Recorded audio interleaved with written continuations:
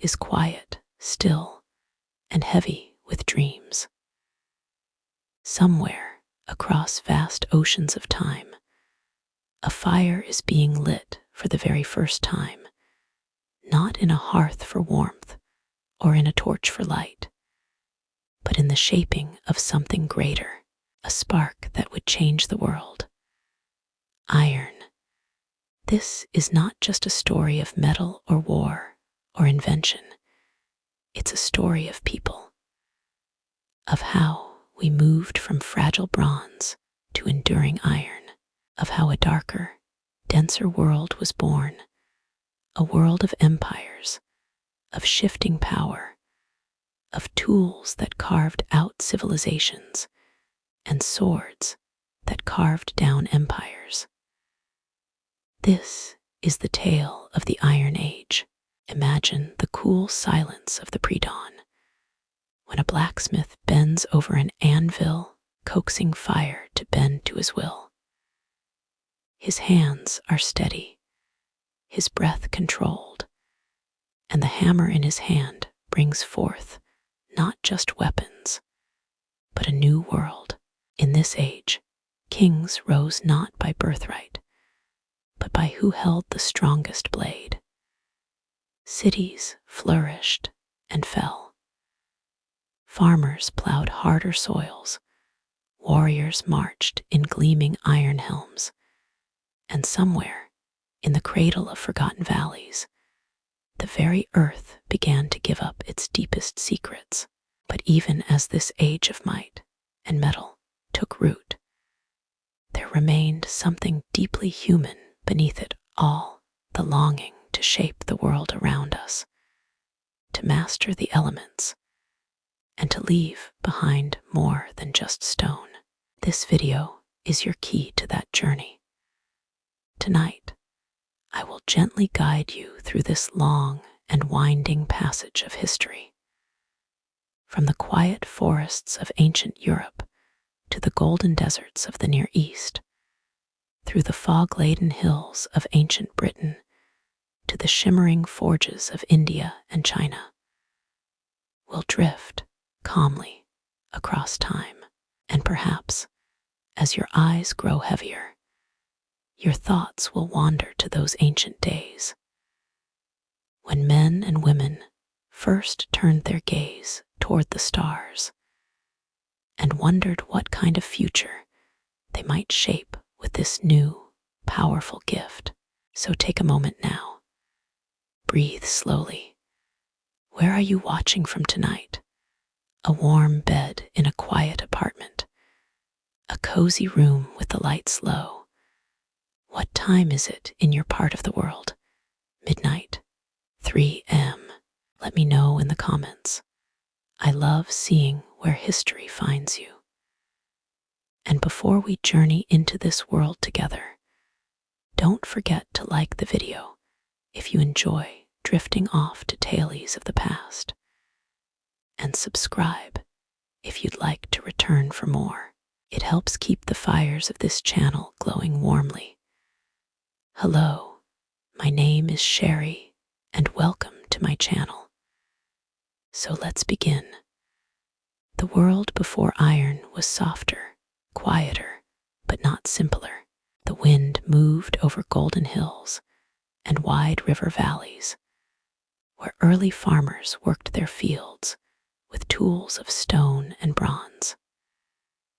It was an age not defined by speed or strength, but by careful rhythm, seasons turning, hands shaping, fires kindling in small hearths passed down through generations.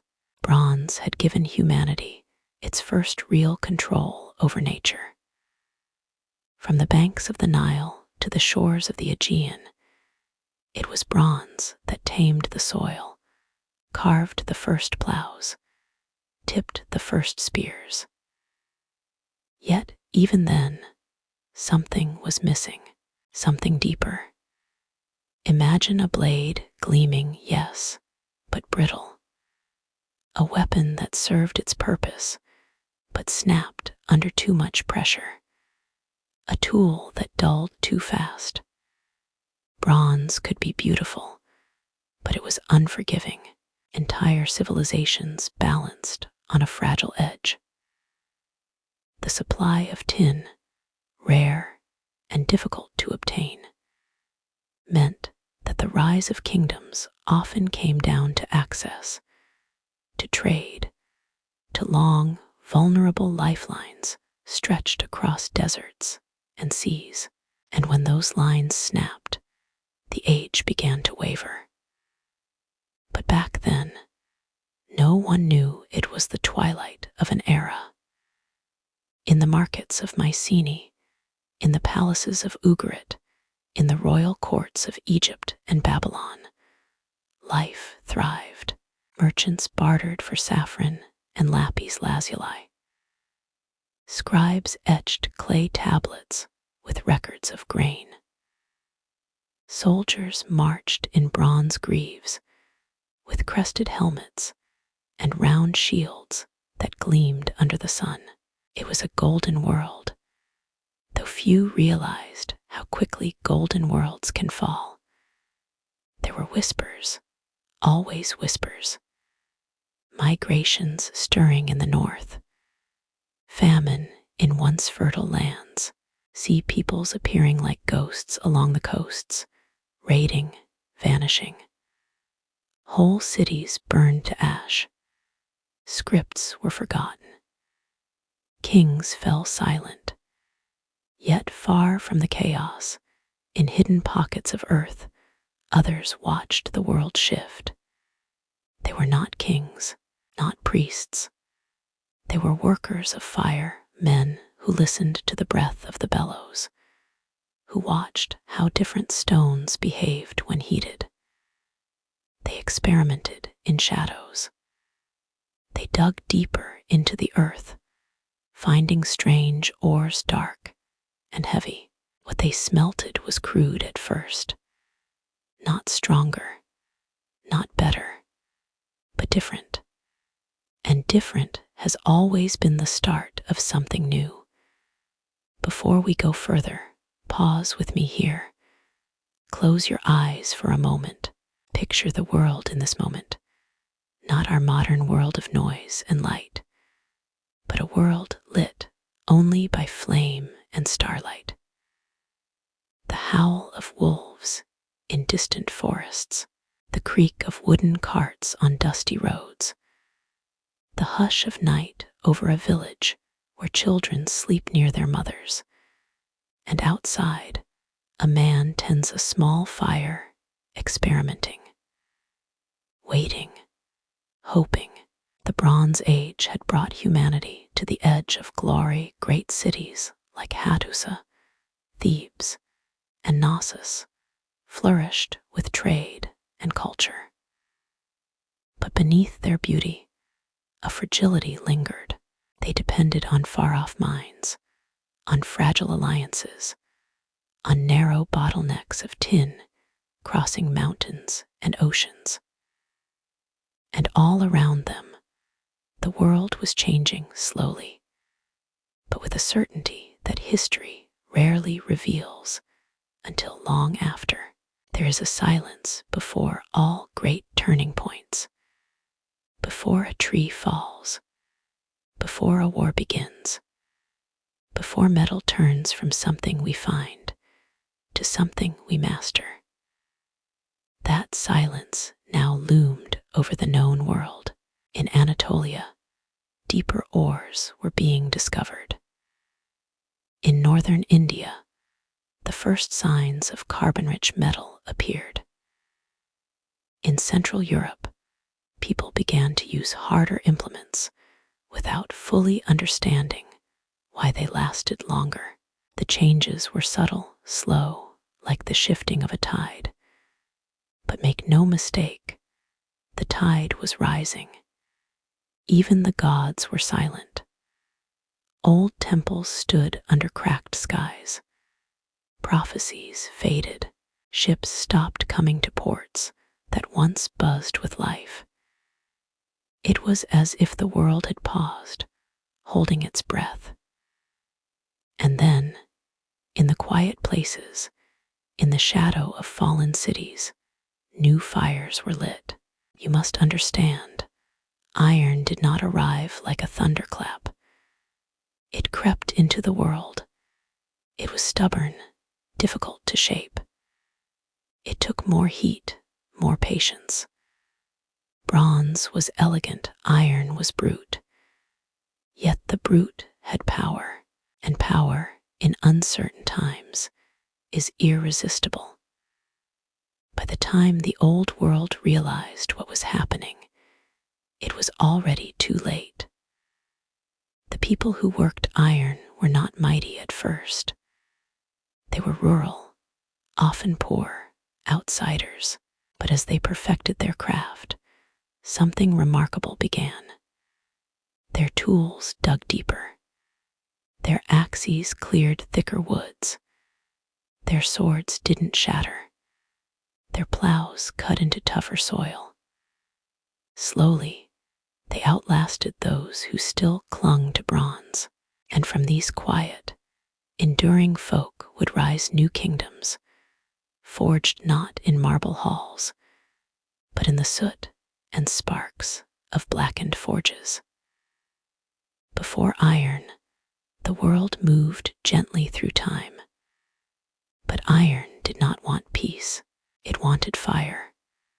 And fire changes everything. As the old empires crumbled, something stirred in the dust and ruin. Not a king, not a god, but a whisper, low and steady, of a new age beginning. And so the question remains, when the forges began to burn, who truly lit the flame? Let me take you there next, to the birth of the first sparks, where iron emerged from stardust, and the world was never the same again. Settle in, perhaps pull the blanket a little closer, and let your thoughts wander gently back into the quiet before memory. We're now drifting into the story of the first sparks, the very beginning of iron. The story of iron does not begin on Earth. It begins in the stars. Long before humans walked the valleys and coastlines, long before our ancestors struck their first sparks or planted their first seeds, the universe was already shaping the future. Deep in the hearts of dying stars, heavier elements were born. In their final moments, as they collapsed inward and exploded outward in magnificent supernovae, iron was scattered across the cosmos like ashes from celestial fire. Some of that stardust found its way here, to this quiet, blue world.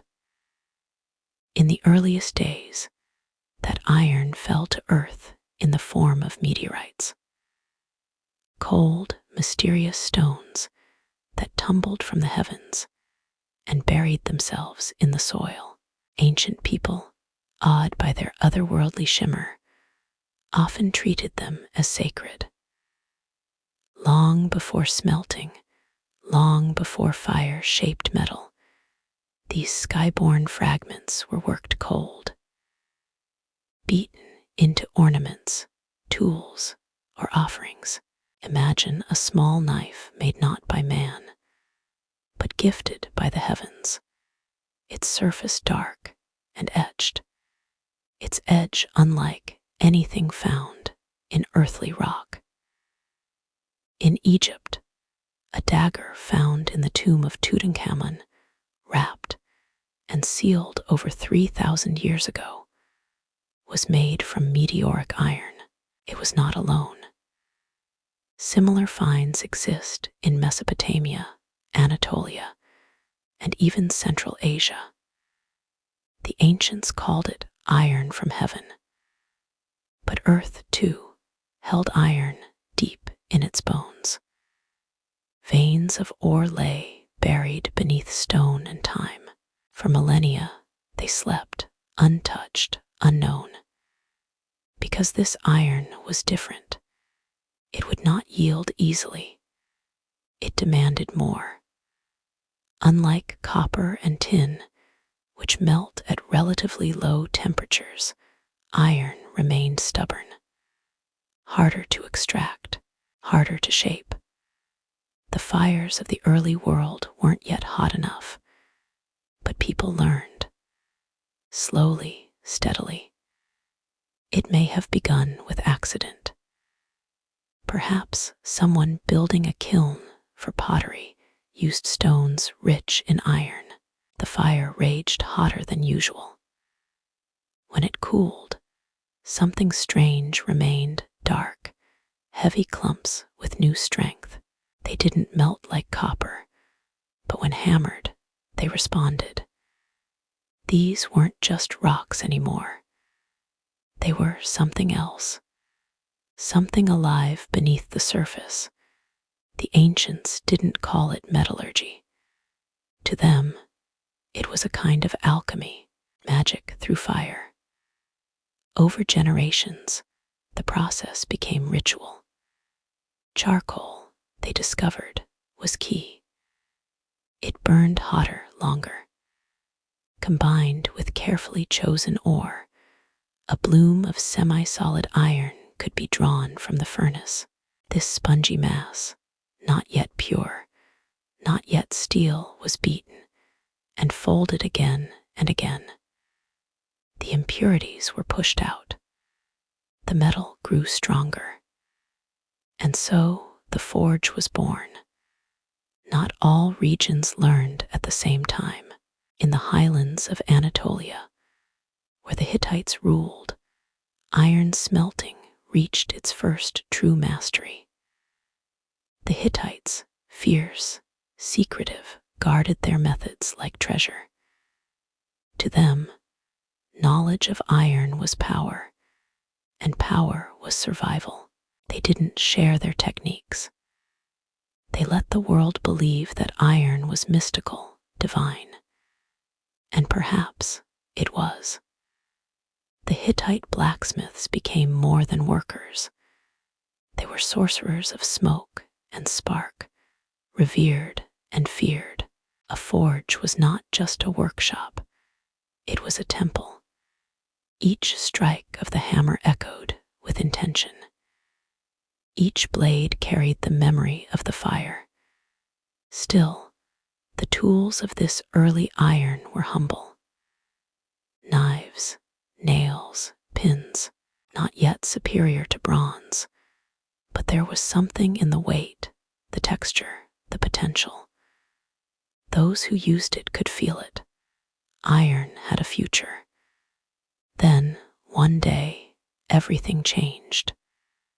The Hittite kingdom collapsed. No one knows exactly why. Perhaps war, perhaps famine, perhaps that eternal, slow burn of time that devours all great things. But when the Hittites fell, their secrets scattered like embers on the wind, across the Levant, into Mesopotamia, down into Egypt, and out into the Aegean.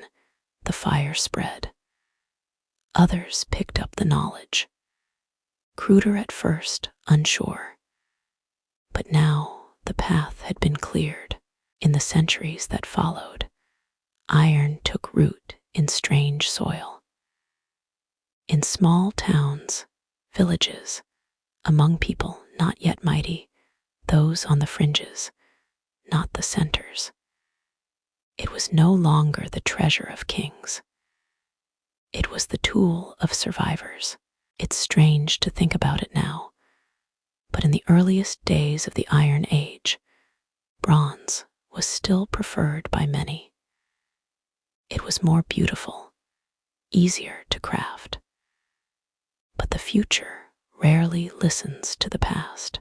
Iron, cheap and abundant, began to win by patience. And still, in backrooms and smithies, the techniques evolved. More air, hotter fires, stronger ore, and then steel. not the steel of factories or skyscrapers, but early carbon-rich iron, stronger than anything the world had seen. In places like India, whispers of this black miracle would soon shape everything. But we are not there yet.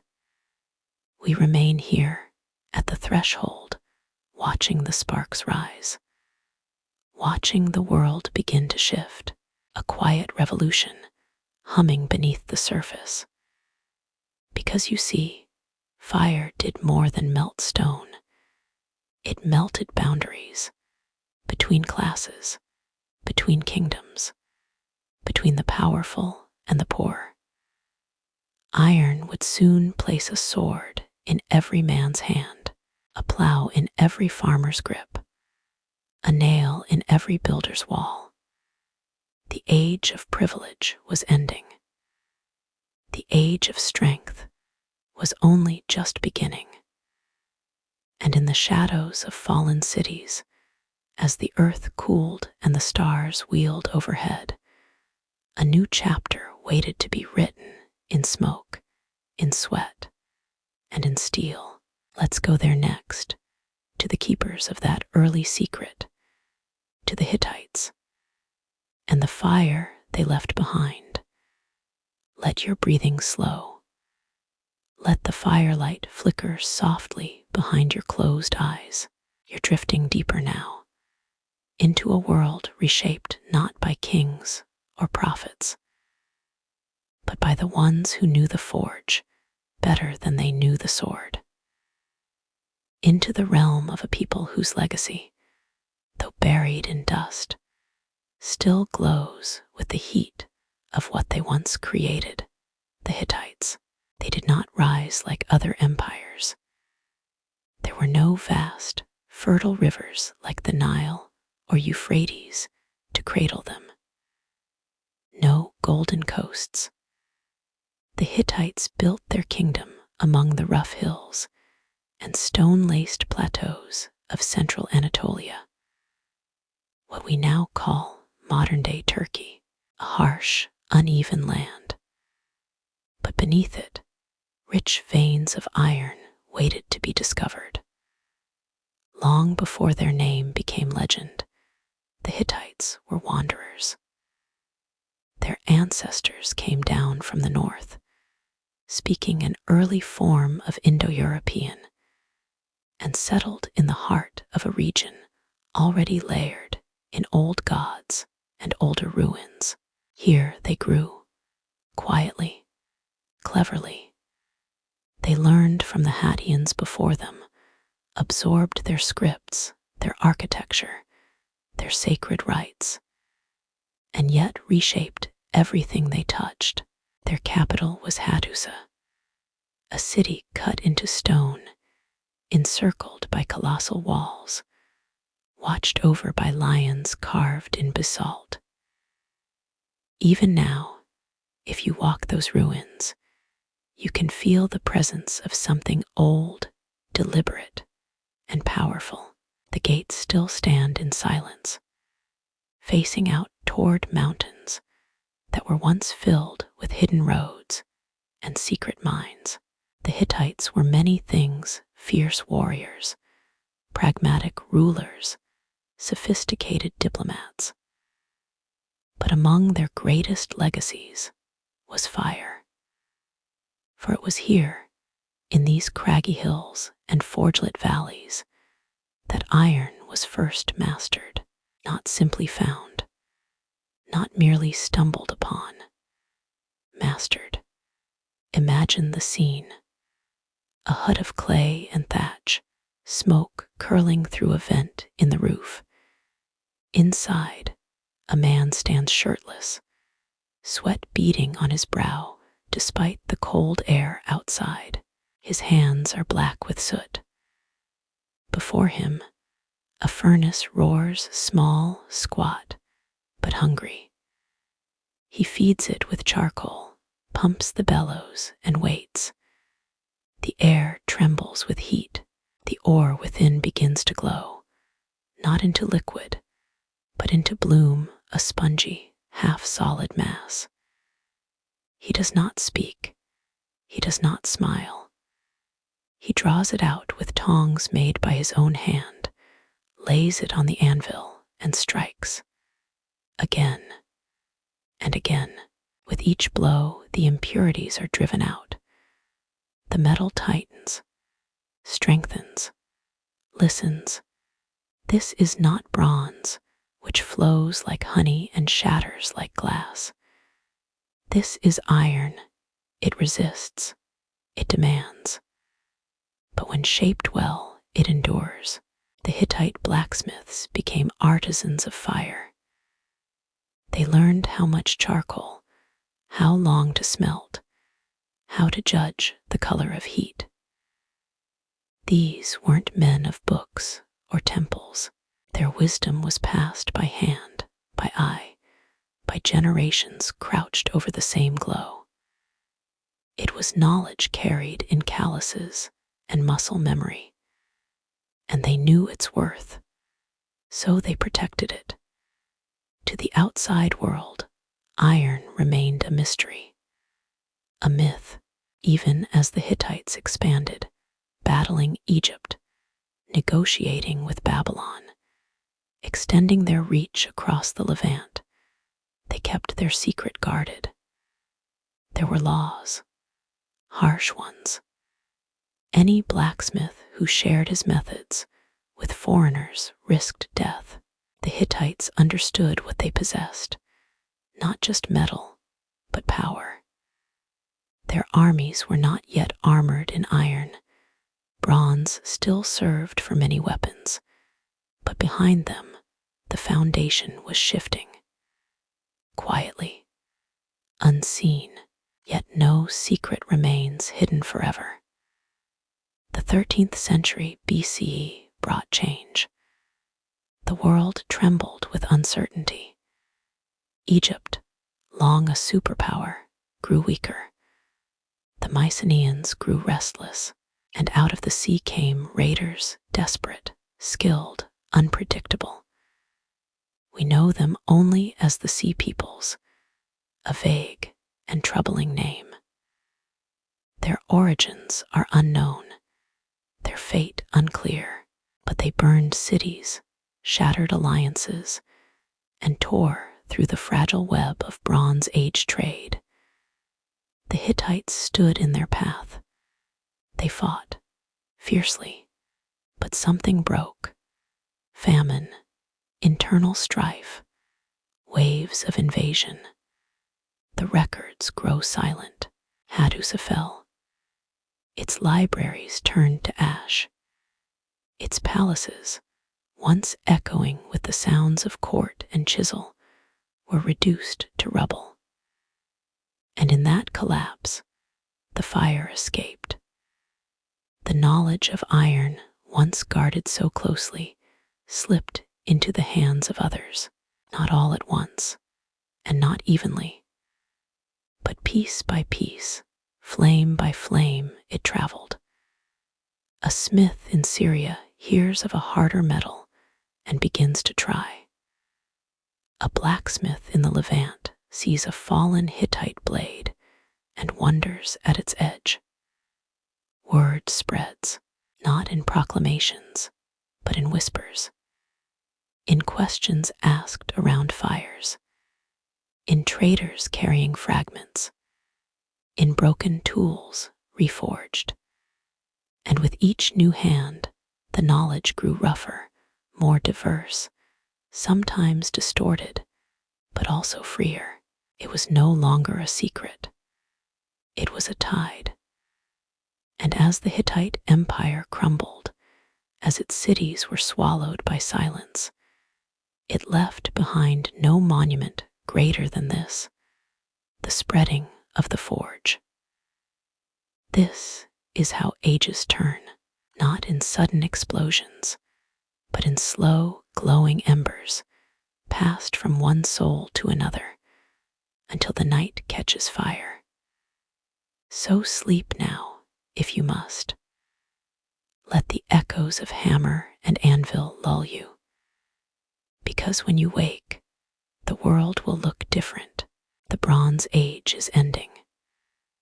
And from its ashes, iron will rise, not just in Anatolia, but in India, where ancient forges whispered secrets into steel. We journey there next, to the silent hills of early Burrit, where iron met philosophy, and the fire was not only practical, but sacred. Close your eyes. Let the fires of Anatolia fade behind us, their smoke drifting into the memory of fallen empires. Now, let us move eastward, far east, across mountain ranges and winding rivers, across the harsh deserts and fertile plains of the ancient world, until we arrive in a land known to its people as Burrit, India, a land that breathed in rhythm with the monsoon, whose ancient forests rustled with the secrets of sages, whose rivers glimmered under moonlight and carried stories as old as stone. This land was already ancient by the time iron began to stir.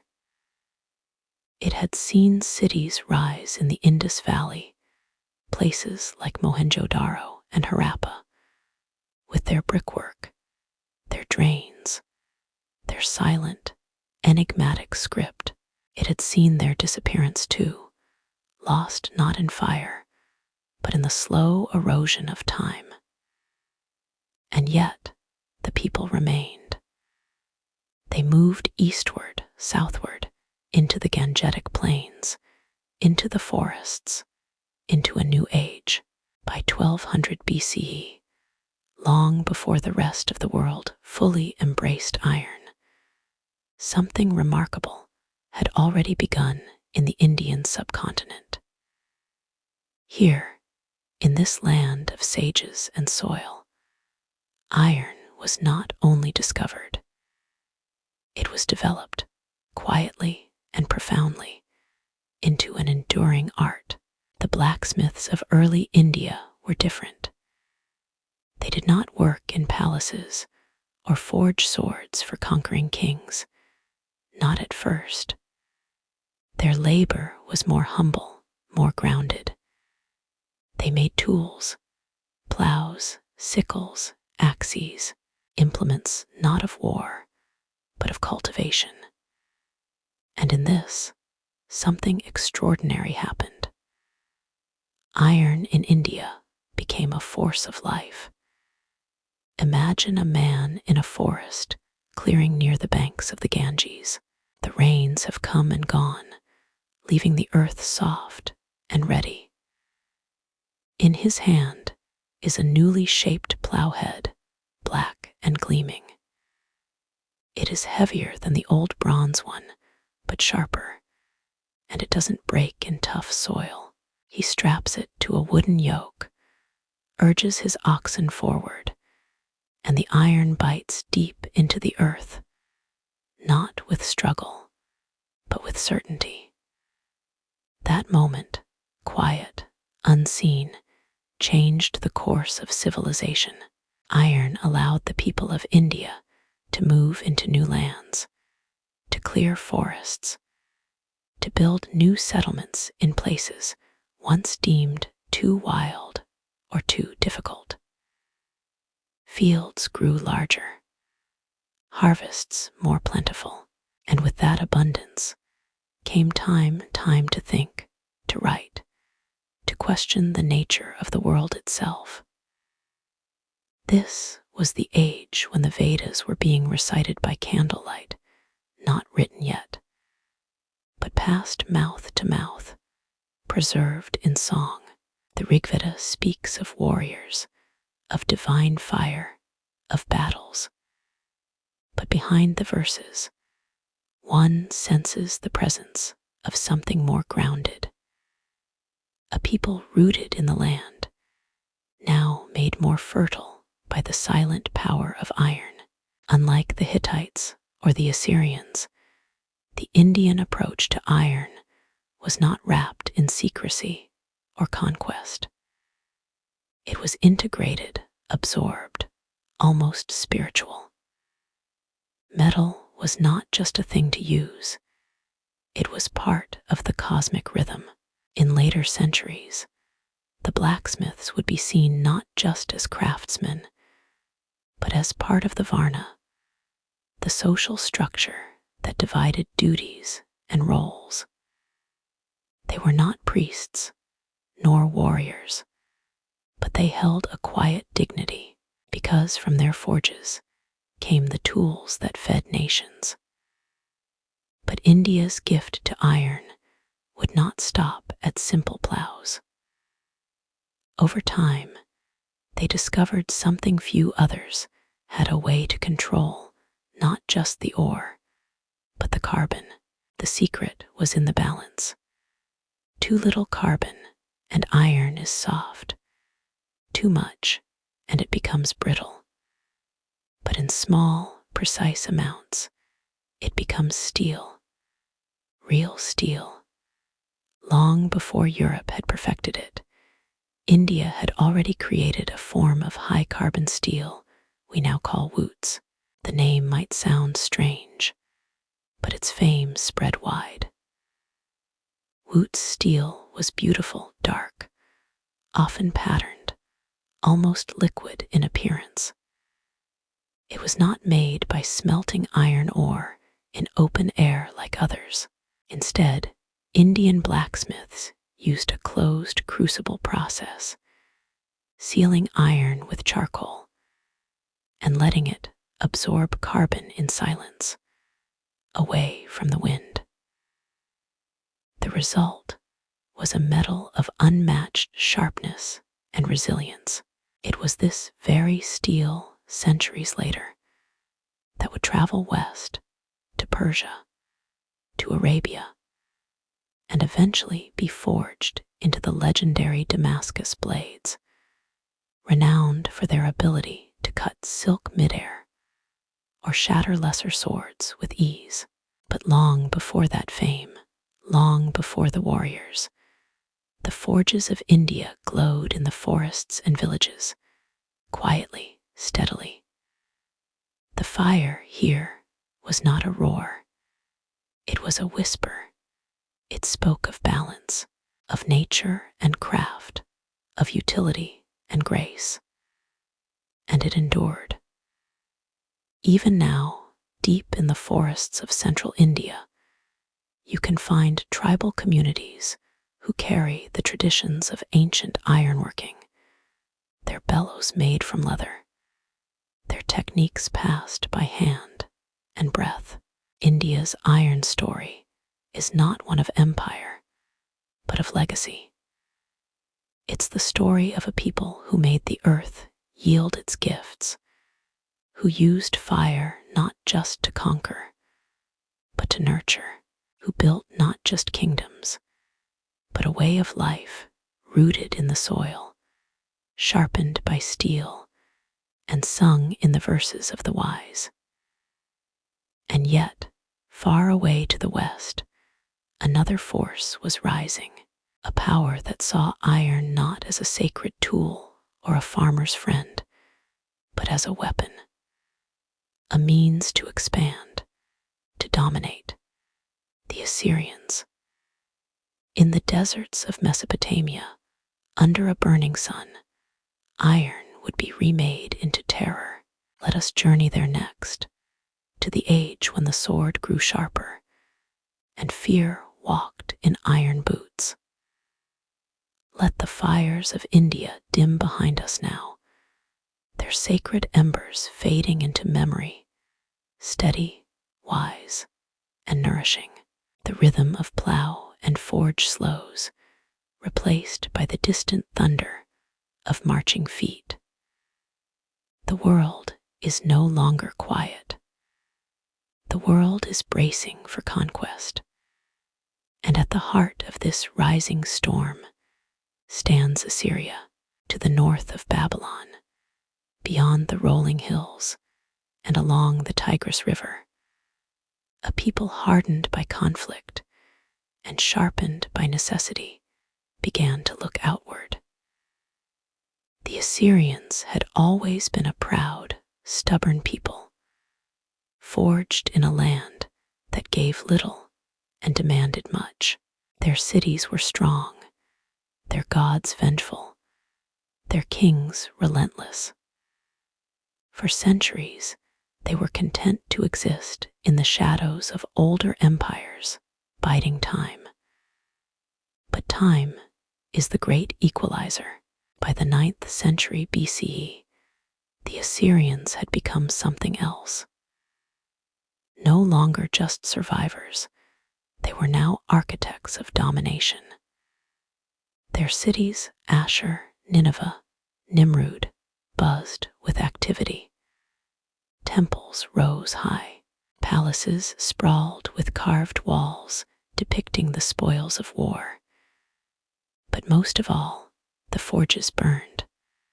Hotter, longer, more deliberately than ever before. For the Assyrians had seen what iron could do. They saw it not as India had a tool of balance and harmony, but as raw potential for force. To them, iron was not sacred. It was strategic. And so, they did what no one had done before them.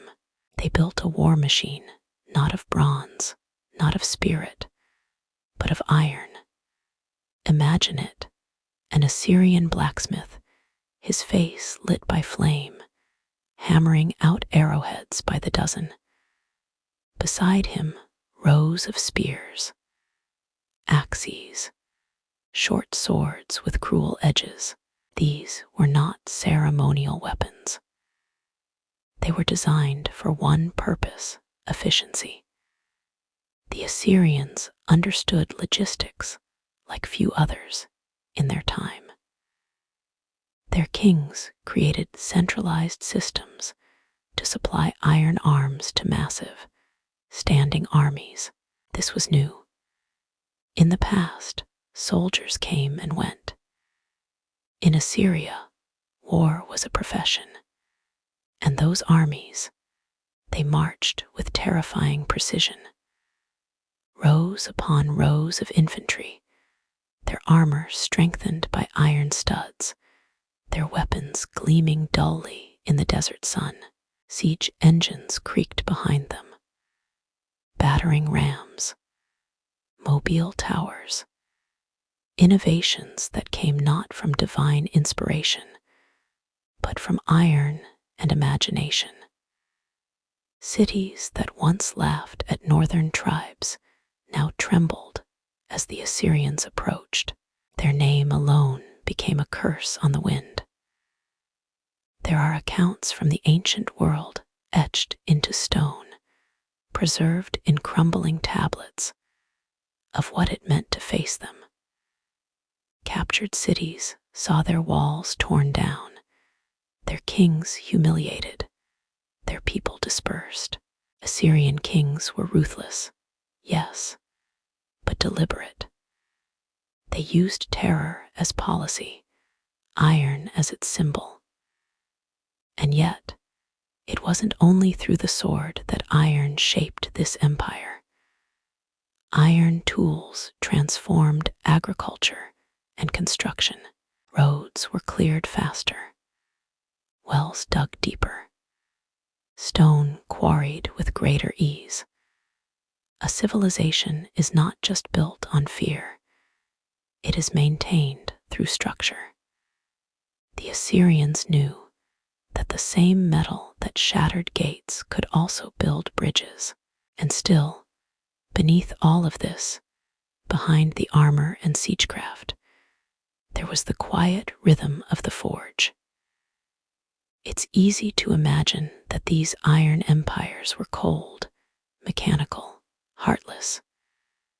But step back for a moment. Imagine a child in Nineveh, standing with his father in a small workshop. The fire glows. Iron nails are being hammered into a wooden beam. The boy asks why the metal doesn't bend like bronze. His father smiles, wipes his brow, and explains. Slowly, carefully, with pride, because now this knowledge belongs to all of them. That's how the Iron Age spread, not through sweeping battles or grand declarations, but through hands, hands that shaped, that passed tools from father to son, mother to daughter, that taught not just how to fight, but how to build. Still, the sword was never far. Assyria reached its height under kings like Tiglath-Pileser III, Sargon II, and the infamous Ashurbanipal, each expanding the empire farther, crushing rebellion with iron-tipped discipline. Ashurbanipal fancied himself not just a conqueror, but a scholar. He built a vast library in Nineveh, collecting texts from all over Mesopotamia.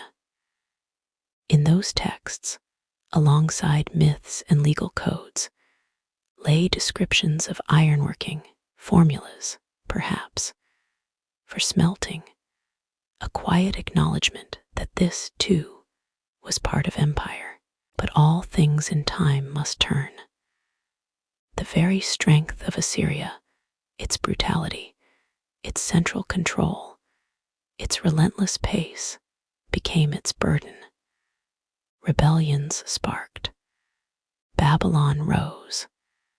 And in 612 BCE, Nineveh fell. Its towers crumbled. Its libraries burned. The greatest iron empire of its age was buried in dust. And yet the iron remained, because now the fire had caught elsewhere. To the west, the Greeks were stirring. Their dark age was ending. To the north, the Celts were beginning to emerge from mist-covered forests. And across the sea, new powers were forming. Rome, still centuries from glory, but already learning.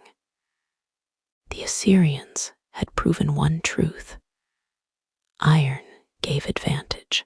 But what would others do with that truth? Some would temper it with wisdom. Others would sharpen it into legend. The next leg of our journey takes us across the Aegean to Greece, not the land of philosophers and marble yet, but a land just awakening from silence. A land where iron would bring the first true dawn. Let the dust of Assyria settle now. The clang of war fades. The towering palaces of Nineveh lie in ruin, and the fires that once forged empires flicker out beneath collapsing stone. We turn our gaze westward, across the dry plains of the Levant, over the sparkling blue of the Mediterranean, where a different kind of fire is beginning to burn. It is quieter, gentler, but no less powerful. This is not yet the Greece of marble columns or Socratic debates. No golden age, no democracy. What we're drifting into now is an age of shadows, an age that for a long time left little behind. No kings carved in stone, no vast libraries, just pottery shards, burned out villages, and the long silence after collapse. It is the Greek Dark Age, the Mycenaean palaces, which once stood proud, citadels of trade and culture, had crumbled 2 centuries before. Their written language, Linear B, was forgotten. The great bronze armor that had gleamed in the sun, the shields carried by Homeric warriors, all gone. The world of the heroes had vanished, but the people remained.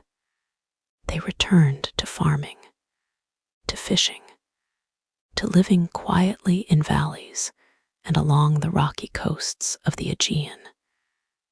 They buried their dead with care, even in poverty. They rebuilt in small ways, not palaces, but huts, not empires, but kinship.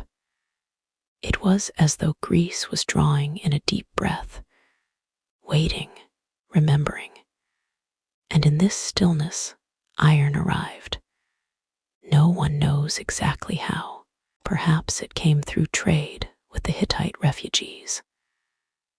Perhaps it drifted slowly west from the Levant, carried by sailors who whispered of a new metal that did not break like bronze.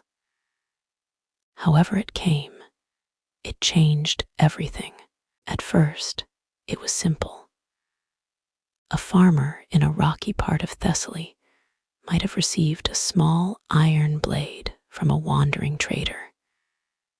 He might have noticed that it stayed sharp longer, that it cut deeper, that it didn't snap when he pried at stubborn roots. Word would spread. Another blacksmith, perhaps once trained in bronze, would begin to experiment. His first attempts would fail. Iron demanded more heat. It didn't behave like bronze. It was harder to melt, harder to shape. But it was stronger. It lasted. That strength, invisible to the eye but undeniable in the hand, mattered. It meant fewer resources wasted, tools that could be shared between generations, weapons that pierced deeper. And slowly, village by village, the new metal took root. It was democratic in its nature. Bronze had always belonged to the elite. To make it, you needed tin, a metal Greece did not possess. It had to be imported from distant lands, through complex trade routes, often monopolized by the rich. Iron, on the other hand, was found in Greece's very bones.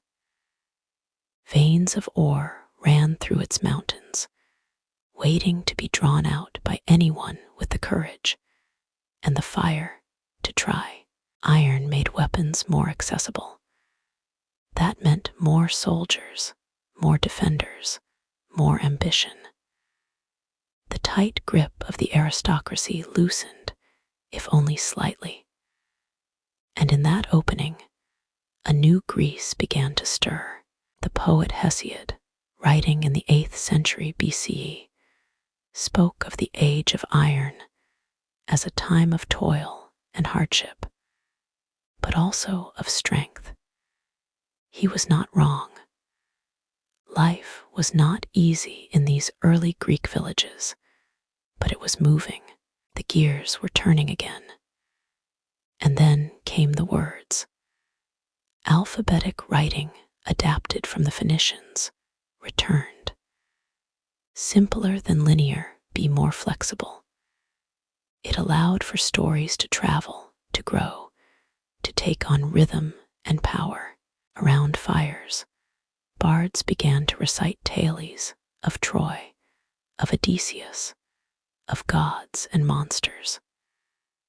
Whether Homer himself lived or not, the epics attributed to him, the Iliad and the Odyssey, were born in this iron-shaped age. Their heroes carried bronze swords, yes, but their world was already changing. Beneath the poetic grandeur, there is something earthier in those tales, a sense of struggle, of wandering, of resilience. These were not songs of a people basking in empire. These were songs of people rebuilding. And iron was part of that rebuild. It shaped their spears and arrowheads, yes, but it also shaped their tools, their nails, their hinges. It allowed them to anchor ships more reliably, to till harsher lands, to clear stone for walls. And those walls, they didn't guard palaces anymore. They protected communities, small polis. the early city-states that would someday become Athens, Sparta, Corinth. Each of these cities would grow differently, but they all bore the mark of the forge. In Sparta, iron took on a sacred role. Spartans rejected gold and silver, using bulky iron rods as currency. They trained not for luxury, but for war, and iron served that goal perfectly. In Athens, meanwhile, iron fueled artisanship, construction, and the steady climb toward cultural flourishing. There's something poetic in how iron, a metal so stubborn, so unyielding, helped birth a civilization that would come to value debate, art, and thought. But that is Greece, contradiction and brilliance, held together in balance. Iron helped the Greeks survive their darkest era, and in that survival, they found identity. They didn't conquer the known world, not yet, but they built its foundation. The forge, once hidden in mountain huts and forest clearings, now stood at the heart of the community. Smiths were no longer mere laborers. They were craftsmen, essential to the polis, shaping not just tools, but futures. It was here, in the quiet of recovery, that a great transformation took place. Not in a single battle, not with a single hero, but in countless small, silent moments. A plow turning dry soil, a blacksmith hammering out a nail, a teacher scratching letters into a tablet with a sharpened iron stylus. From these came a new world. But as Greece rose, so too did another presence, one not from the sun-drenched islands or the marble mountains, but from deep in the forests of the north and west. They were a people who saw iron not just as tool or weapon, but as something mystical, something spiritual, something alive. The Celts. And so, let us now walk with them into fog-laced woods and druidic groves, where the forge was wrapped not in law or empire, but in mystery. Close your eyes now. The sunlit shores of Greece grow dim behind us.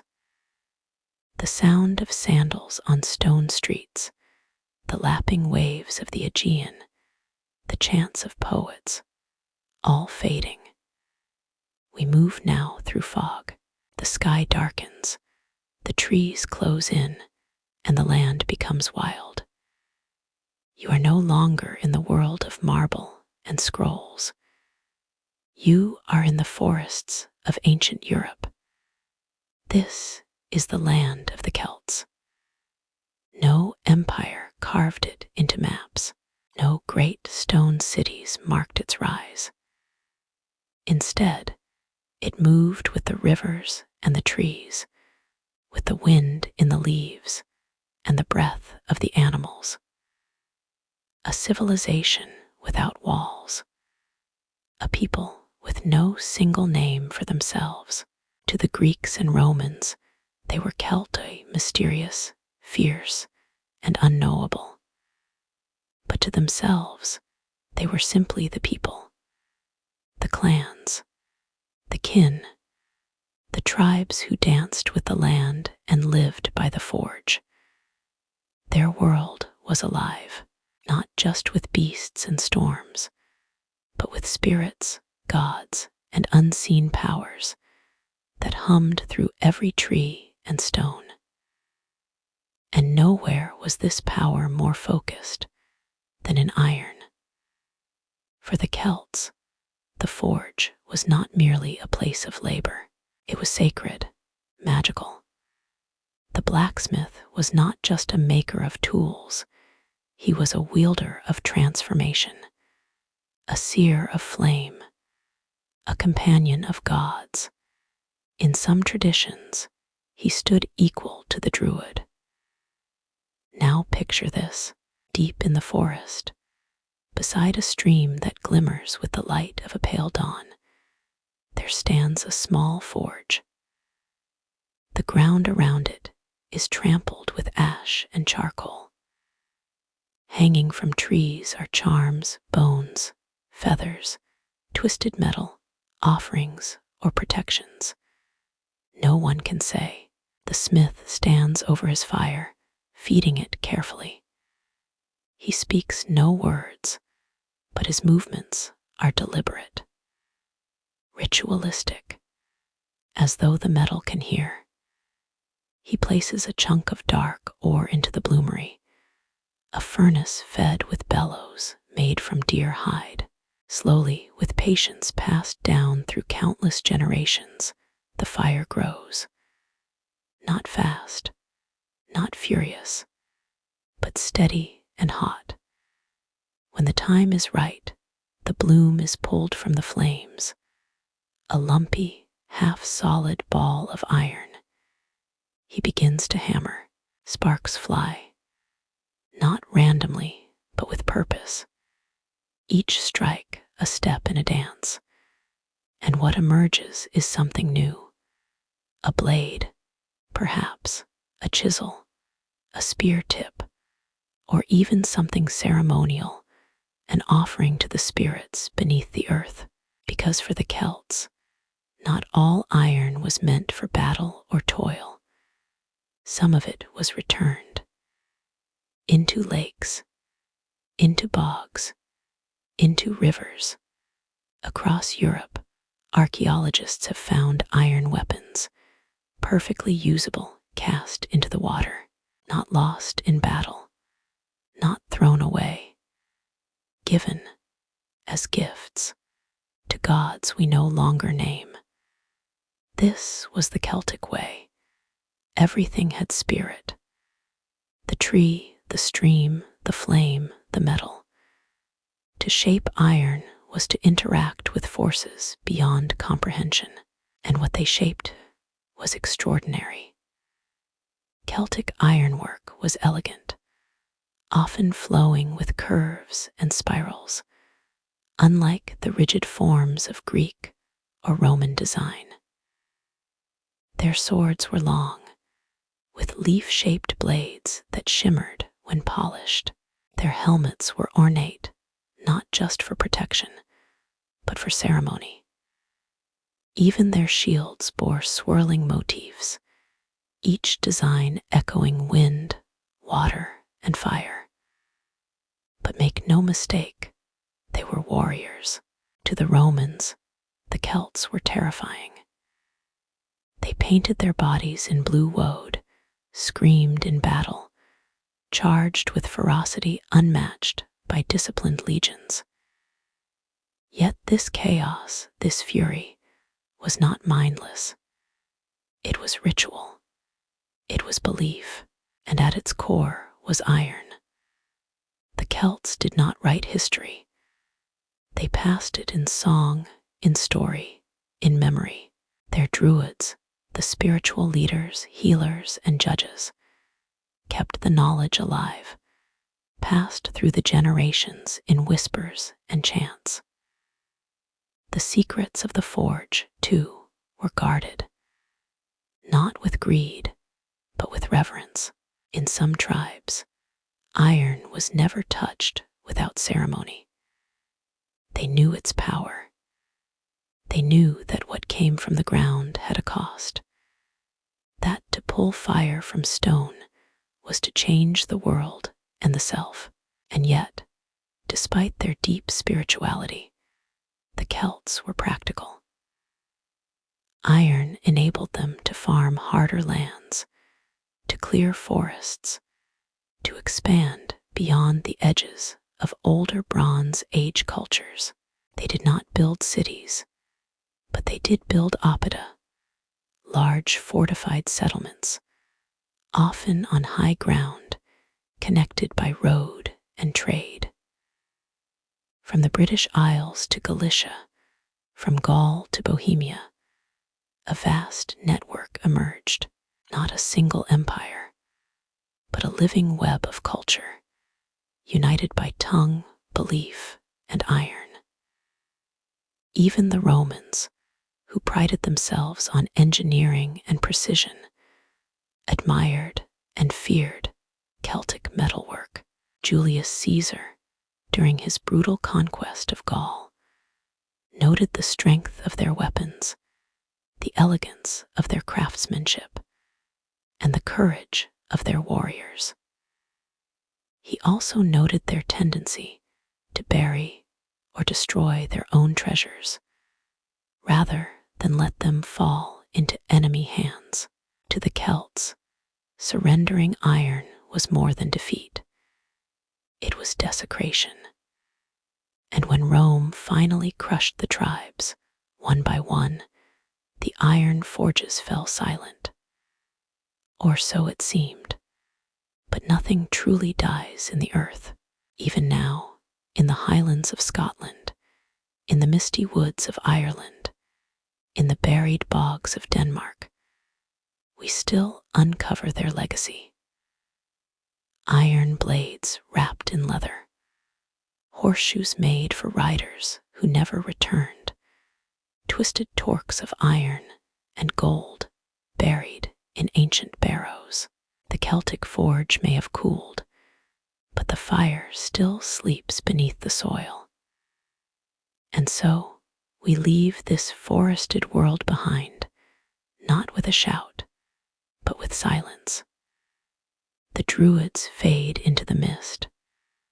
The bards sing their last notes, and the blacksmith buries his final blade in the river. But the world does not stop turning. To the south, a different empire begins to rise. One of roads and laws, of strategy and steel. Beneath its marble temples, iron burns not in mystery, but in calculation. Let us go now to Rome. The forest mist fades behind us, and in its place rises the heat of a different fire. One not hidden beneath canopies or whispered about in sacred groves, but roaring in the heart of an empire. We cross rivers now that are bridged by stone. We travel roads that stretch straight into the horizon. Discipline hums in the air, precision, order. A new world unfolds before us. This is Rome. Here, iron is not magic. It is not mystery. It is infrastructure, conquest, and law. From humble beginnings on the banks of the Tiber River, the Romans built a civilization with iron at its core, not in reverence, but in mastery. They did not worship the forge, they bent it to their will. In the earliest days, when Rome was just a small kingdom among many, iron was already flowing through its veins. It shaped the plows that turned the Latium soil and the swords that defended its hills from Sabine raids. Rome was not born in gold. It was born in sweat, fire, and iron. And yet, even in these early days, the Roman way was clear. Improve, refine, expand. Where the Celts had shaped iron with a kind of artful wildness, the Romans approached it with engineering brilliance. Their blacksmiths, ferrarii, did not simply make weapons. They made systems, standardization, replication. Picture now a Roman armory, neat rows of gladii, the short swords of the legionaries, each one nearly identical, not ornate, not decorative, but deadly efficient. Made to stab, not slash. Made for tight formations, for tactics, for war as strategy, not passion. The Roman soldier was not a wild fighter, but a machine within a machine. shield raised, sword ready, armor strapped in place, all made of iron, shaped in thousands of forges from Britannia to Numidia. That was Rome's genius, not invention, but organization. Even their tools reflected this. Iron chisels built aqueducts that carried water across mountains. Iron nails held together scaffolds that scraped the skies. Iron chains lifted stones that weighed tons. Every Roman road, every stone arch, every fortress bound together by iron. And yet, behind the cold precision, there was still a story. Each iron item passed through countless hands, from the miners in Iberian hills, who toiled deep underground to dig out the ore, to the furnace workers, who stoked the fires hot enough to work the stubborn metal, to the smiths, who shaped it into blade or beam. It's easy to forget that empires are built on human effort, but if you listen closely, you can still hear the clang of hammers in the Roman air, the rhythm of labor, of a people determined to outlast the centuries. The Roman legions were unstoppable for centuries. Their iron gladii won them an empire that stretched from the sands of the Sahara to the green hills of Britain. But Rome's iron wasn't only for war, it was for control. Iron shackles, iron gates, iron laws. A sword might win a battle, but a well-forged key, a reinforced bridge, a dependable plow, those won the peace. Rome was not content to conquer. It had to hold, to organize, to make the conquered efficient. Even in the outer provinces, the presence of Rome meant iron forges, Roman tools, Roman ways. A Gaulish blacksmith, once making tribal weapons, might now be melting Roman coins to forge hinges for aqueducts. A Greek artisan might abandon artistic curves for Roman uniformity. And yet, as the centuries passed, iron began to tell another story. One not of expansion, but of weight. For an empire so vast, the cost of holding it together grew heavy. The roads wore down. The legions stretched thin.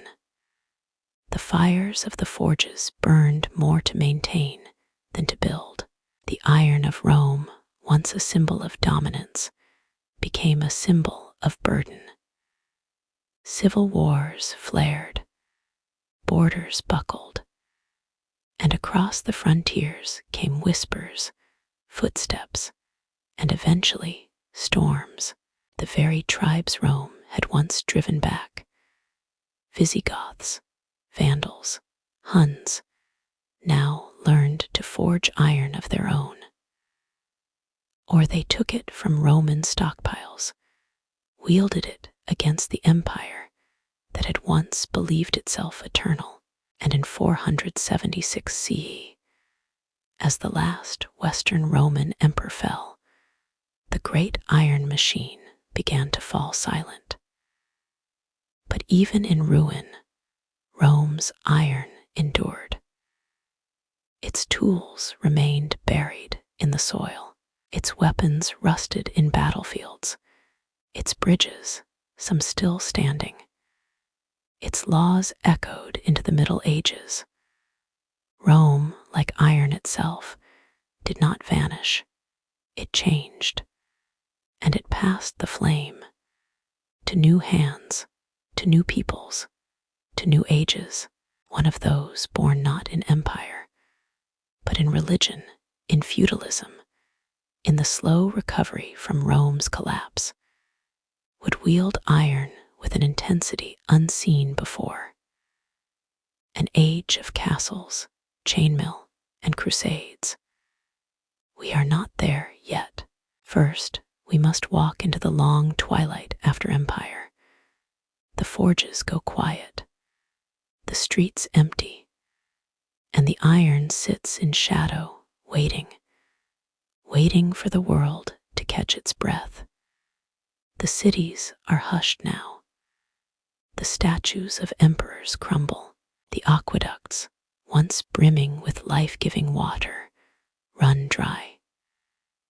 The roads, still straight as ever, are overgrown with grass and silence. The empire has fallen, and with it, the world that once felt permanent begins to dissolve into uncertainty. But iron remains. It rusts beneath the ruins. It waits in buried caches. It sits in the hands of warlords and peasants alike, not shining like silver or gleaming like gold, but holding on. Quiet, enduring. This is the early Middle Ages. Many call it the Dark Ages, though that name is misleading. It wasn't darkness, not truly. It was dimness, like the final glow of a fire smoldering low, waiting to be stirred.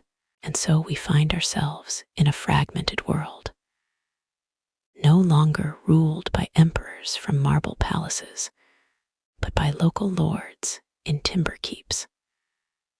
The great networks of Rome have broken down. In their place rise smaller, grittier systems, villages encircled by wooden palisades, fields tilled by hand, castles just beginning to emerge from the fog of war. The population has thinned, cities have shrunk, but the forge still breathes. Let's visit one, not in a grand workshop beneath an imperial villa, but in a small rural village, somewhere in the Frankish kingdom, perhaps in what is now northern France. The smith's home is part forge, part cottage. Chickens peck near the door. The air smells of soot and sweat. Inside, the fire glows low, not yet hot enough for serious work. The blacksmith, broad-shouldered, soot-faced, is preparing tools. An iron plowshare here, a horseshoe there, maybe a bent nail from the wooden door of the local chapel. This smith, you'll notice, is indispensable. He is not a warrior, but his work makes war and peace possible. He repairs the tools that till the soil and the weapons that defend the land. In this world of scarcity and fear, his forge is a lifeline. And the iron he works with, salvaged often from old Roman ruins, melted down, reforged. Rome may be gone, but its bones remain, turned into nails, spearheads, and door hinges. These are the centuries of transformation. The Franks, the Goths, the Lombards, tribes who once fought against the empire, are now becoming the foundations of new kingdoms.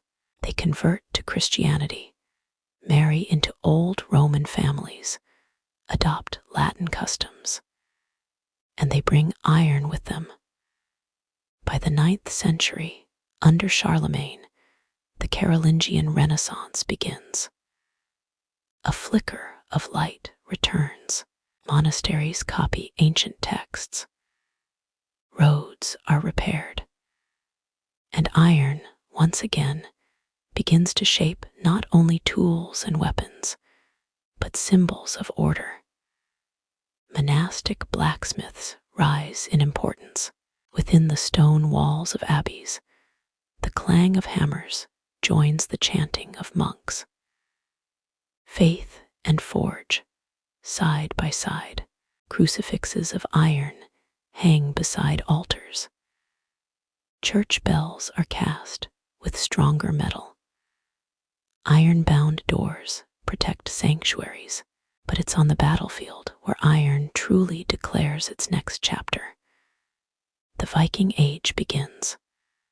Across the North Sea, longships slice through mist and spray. Warriors leap ashore, axes raised, mail glinting. Their weapons, iron forged, their armor, often minimal, but deadly. The Norse knew iron well, their bog iron forges hidden deep in forests, their smiths masters of their craft. They made swords with names, swords that were passed down through generations like sacred relics.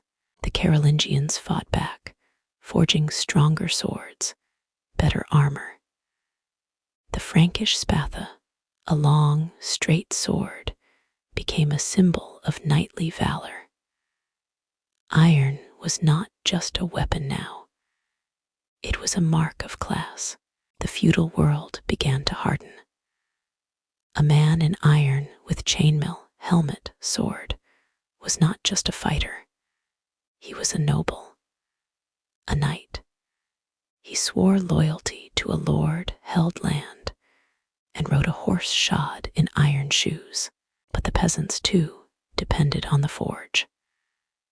Their tools, sickles, hoes, scythes, hinges for gates, blades for carts, all made from iron. Every growing village had its smithy. Every growing kingdom had its armies. The demand for iron exploded. And with that demand came innovation. The water-powered forge appeared, using rivers to power bellows, increasing heat, allowing more ore to be smelted, more tools to be forged. The bloomeries of old were being replaced by something more efficient. Yet even as technology advanced, the world remained raw. Life was short. Disease spread easily. Violence was never far. Iron was used as often for chains and locks as it was for tools. But among the castles and fields, something new stirred, a culture emerging from chaos. The medieval world, dark and brilliant all at once, was beginning to take shape. Cathedrals began to rise, their frames supported by iron reinforcements. Universities formed. Cities grew denser. Trade returned. And in the heart of every town and castle, the blacksmith's fire burned, steady and vital. It was iron that shaped the drawbridges, the horseshoes, the arrowheads. Iron that clanged against iron in the tournaments of knights. Iron that built the machines of siege, ballistae, trebuchets, rams. Iron that stood in the hearts of men, sworn to codes of chivalry and honor, and also those who broke them. It was not a peaceful time, but it was a time of forging. And as the forges grew hotter, brighter, and louder, a new idea was kindling. What if iron could do more than arm and build? What if it could power? The world was still a long way from steam and industry, but the seeds were being sown. In the crucible of medieval life, its faith, its fear, its fight for survival, the iron spark of a coming revolution glowed dimly in the background. But before we arrive there, before the soot-black skies of industry, we must first pass through fire and blood. The Crusades, the holy wars where knights in iron clashed on foreign sands, and the East and West exchanged more than just blows. Let me take you there next, to the deserts, the crosses, the steel beneath the sun. The wind carries dust now, not fog. The trees and green fields of Europe recede behind us, replaced by endless sun-baked plains, rocky outcroppings, and golden sand. A hot, dry wind cuts across the ancient land of the Levant. Somewhere in the distance, a bell tolls, or is it the muezzin's call to prayer? Steel glints on the horizon. Hooves beat the earth like drums of war. We have arrived in the age of the Crusades. Here, iron becomes not just a tool of survival or a symbol of feudal power, but a vessel of belief, of zealotry, of hope, and sometimes of horror. It begins in 1095. At Clermont, Pope Urban II raises his voice to the sky and calls upon the knights of Christendom to take up the cross, to journey east, to reclaim Jerusalem from the Seljuk Turks. It is a call that echoes across the fractured kingdoms of medieval Europe, across France, the Holy Roman Empire, England, and beyond. Lords, knights, peasants, all driven by a singular vision, fueled by faith and fire, and so they begin to march, some out of devotion, some for glory, some simply for land or loot. But all of them need one thing: iron, swords, maces, spears, chainmail shirts weighing 40 pounds or more, helmets that obscure the face, gauntlets like cages, shields that thunder when struck. The blacksmiths of Europe work day and night, not just for one crusade, but for many.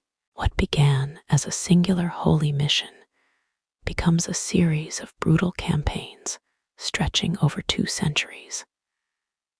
7 major crusades and countless minor ones, each one leaving a trail of scorched earth and broken steel. The crusader's sword becomes a symbol not just of war, but of divine purpose. And yet, when they arrive in the Holy Land, they find they are not alone in mastery of iron. The Muslim world, far from being backward or disorganized, is sophisticated, unified under leaders like Saladin, and rich in its own traditions of metallurgy. Damascus steel, strong, flexible, and beautifully patterned, becomes the stuff of legend. Curved sabers gleam in the sun. Cavalry moves like waves over the sand. These are not heathens. These are warriors, architects, poets, philosophers. They too are armed in belief. They too know the forge. The clash is immense. Sieges stretch for months. The walls of Antioch, Jerusalem, Acre, each become battlegrounds where iron meets stone, and blood is the price of every inch gained. Siege engines, built with bolts and iron fittings, thunder against gates. Flaming arrows rain down. Catapults hurl stones and disease alike. Iron doesn't just kill, it breaks cities. Yet even amid the fire and chaos, something else is happening. Exchange, not just of blood, but of knowledge. European crusaders, brutal and desperate, begin to absorb ideas from the Islamic world. Techniques in forging, new shapes for swords, stronger armor, the use of horse shoes crafted with better symmetry. They learn not only to fight differently, but to think differently. the forge becomes a place of hybridization, a meeting of East and West, not always peacefully, not always evenly, but undeniably. In the workshops of the Crusader states, Outremer, a new style of ironwork emerges. Crusader swords are strengthened with techniques borrowed from Eastern methods. Armor adapts to deal with different threats, curved blades instead of axes. Even the cross itself is often made of iron and worn around the neck, a holy symbol made from the very metal used to take lives. And behind the lines, the role of the smith only grows. Every campaign, every siege, every battle depends not just on knights and kings, but on the quiet laborers who keep weapons sharp and armor mended. A knight might pray before battle, but he sleeps easier knowing his chainmail has no weak rings, that his blade won't snap in his hand. In this age, a broken sword is not just a failure of steel. It's a failure of belief. Iron, once sacred in the woods of the Celts and calculated in the halls of Rome, is now sanctified. A cruciform hilt echoes the cross, a blade forged for Christ, or so many believed. But war does not stay holy for long. As decades pass, the dream of a unified Christian control over Jerusalem slips into something darker. Rivalries emerge. Crusaders turn on each other. The Fourth Crusade doesn't even reach the Holy Land. Instead, it sacks Constantinople, a Christian city, its treasures stolen, its churches desecrated. The irony is heavy. Iron, the metal of faith and purpose, becomes the tool of betrayal and greed. Meanwhile, back in Europe, the Crusades feed something else: commerce. Trade routes open. Eastern spices, silks, and knowledge begin flowing into Venice, Genoa, Marseille. And with trade comes demand for goods, for tools, for weapons, for iron. Forges in Europe roar hotter than ever. The smiths are no longer mere village figures. They are craftsmen of political importance. Iron guilds begin to form. Techniques are guarded like treasure. The industry begins to whisper of something larger, more organized, a world not just built on iron, but run by it. And still, the wars continue. By the time the last Crusader strongholds fall in the 13th century, thousands of tons of iron have been forged, carried across continents, buried in sand, rusted in salt, or melted down for the next campaign. It is a sobering thought that so much death, so much belief was carried on the edge of a sword. And yet, something remains. In the wake of the Crusades, Europe is changed. Wiser in some ways, harder in others. The church grows richer, the kingdoms more defined. And beneath it all, the forges keep working. They never stopped, for the world is growing, not just in population, but in ambition. Cathedrals rise taller, fortresses grow thicker, wars grow larger, and in secret chambers, alchemists begin to wonder if metal itself might hold the secrets of the universe.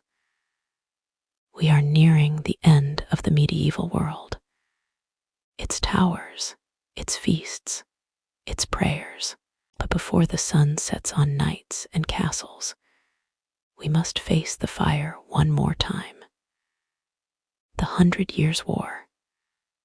Iron, now mass-produced, becomes a storm, not just of blades, but of armor, machines, and nations locked in a century of struggle. The rain falls hard across the rolling hills of France. Mud clings to boots, hooves, and wagon wheels. Smoke curls above the treetops in the distance, the remnants of another village razed. The year is 1337. The long shadow of war begins to stretch across Europe, and it will not lift for over 100 years. This is not a crusade. There are no holy relics carried into battle, no promises of paradise. This is a war of succession, of pride, of land. This is the 100 Years' War. And once again, iron is at its center.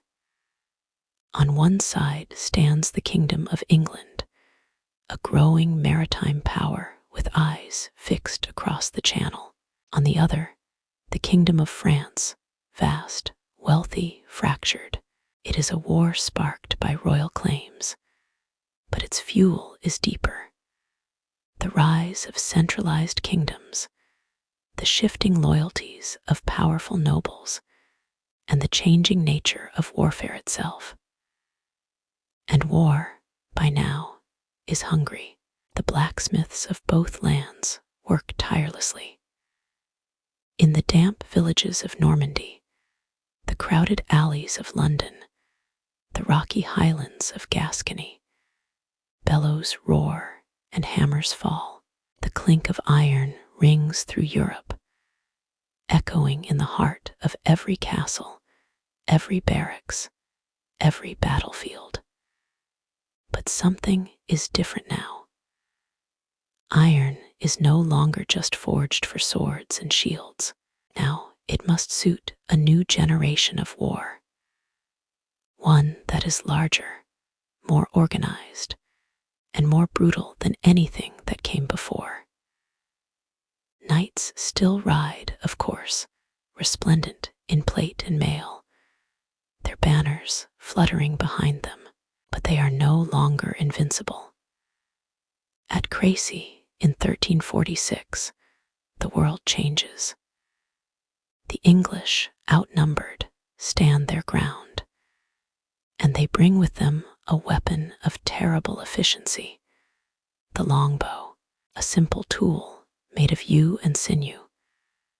But its arrows are tipped with bodkin heads of iron, narrow and sharp, designed to pierce even the finest mail. And they do. French knights fall by the hundreds. Their gleaming armor, once a symbol of dominance, is turned against them. They become heavy, slow targets in the mud. Iron, for the first time, begins to lose its supremacy, not because it fails, but because it is challenged by a new form of war, range. And then comes something more terrifying still, the cannon. At first, it is crude. A barrel of iron strapped with bands, loaded with black powder and stones. It often explodes as much as it fires. But over time, it evolves. Iron cannonballs replace stones. Barrels are cast more cleanly, more reliably. Fortresses once thought impregnable crumble under bombardment. Iron, once the defense, is now the destroyer. This is a war of transition. The sword still rules the melee, but the bow and cannon whisper of a coming age. An age where the sky itself will be weaponized, and iron will fly. But the war does not play out only on battlefields. It grinds on in fields and farms, in cities and towns. Year after endless year. The common people suffer most. Crops trampled, homes burned, families displaced. And in the background, plague moves silently, the Black Death, arriving in the 1340s, killing millions. Iron becomes both weapon and ward. Gates reinforced, locks forged tighter, tools salvaged from ruin. Even the wheelbarrows used to carry the dead, framed in iron. And yet, life continues. In towns spared from the torch, blacksmiths pass their skills to sons and apprentices. New techniques spread. Iron nails replace wooden pegs in construction. Hinges become more precise. Iron plows become more efficient, helping to rework abandoned fields. War creates as much as it destroys. In time, armor evolves. The mail shirt gives way to the full plate harness. Artisans from Milan and Augsburg rise in fame, crafting suits that shimmer like liquid steel, not just protection, but works of art. Articulated joints, visored helms, breastplates that can deflect a sword or even a musket ball. Each piece hand-forged, fitted to its wearer, costing more than a poor man will earn in a lifetime. But even this magnificence has its limits. At Agincourt in 1415, the rain returns, the mud deepens, and once again, English longbowmen unleash a storm. The French knights, proud and shining in full plate, charge headlong into a bog. They fall, crushed by their own weight, picked off in the chaos. Their armor cannot save them from the earth beneath or the arrows above. And so, the age of the knight begins to wane. The sword, the shield, the lance, they are still used, still feared. But the battlefield now belongs to the bowman, the foot soldier, and the gunner. Iron adapts. By the end of the war in 1453, the world has changed. The French crown consolidates power. England turns inward, toward its own civil strife, the Wars of the Roses. And Europe, weary and blood-soaked, looks toward the future, a future shaped not just by kings and queens, but by metal. Printing presses begin to emerge, their letters cast in iron, spreading knowledge faster than ever. Clocks grow more precise, their gears of hardened steel measuring time in ways no sundial ever could. Ships are fitted with iron reinforcements, their cannons mounted permanently, their sights set on distant shores. And beneath it all, the forge remains. It glows in every town. It sings in every city. Its smoke rises like a quiet promise, because something is coming. Not another war, though those will come. No, what waits ahead is far larger than a battle. It is a transformation. The world will soon enter an age of science, of art, of exploration, the Renaissance. But iron will not be left behind. It will form the presses that print new ideas, the frames of the ships that cross new oceans, the anchors of empires, and soon it will power more than weapons and tools. It will power machines. But before the world burns coal and moves on rails, before steam hisses and pistons turn, let us first pause and breathe in the dawn of the modern age. The Renaissance Renaissance is calling. Then let us step quietly into the light of the Renaissance, not with the thunder of armies, but with the soft turning of pages, the slow drawing of plans, and the hiss of new flames inside a forge. The world, after centuries of war and darkness, begins to stir. We find ourselves in Italy first. Florence, Venice, Milan, city-states rich with trade and ambition. The Black Death has passed, and in its wake, something unexpected has bloomed. A hunger for beauty, for understanding, for rediscovery. The thinkers of this age turn their gaze backward to the ruins of Rome, to the philosophies of Greece, to the geometry and proportion of the ancients. But they do not merely copy. They build upon what was left behind. They innovate. They dream. And iron is at the center of their vision. No longer just a sword or shield. Iron now becomes the very framework of progress. In Florence, in a quiet workshop tucked behind a cathedral, a man named Filippo Brunelleschi lifts his gaze toward the sky. He is an architect, an engineer, and he is building something no one has dared attempt since antiquity, the dome of Santa Maria del Fiore. But how to lift thousands of tons of stone into the heavens? The answer is found in iron.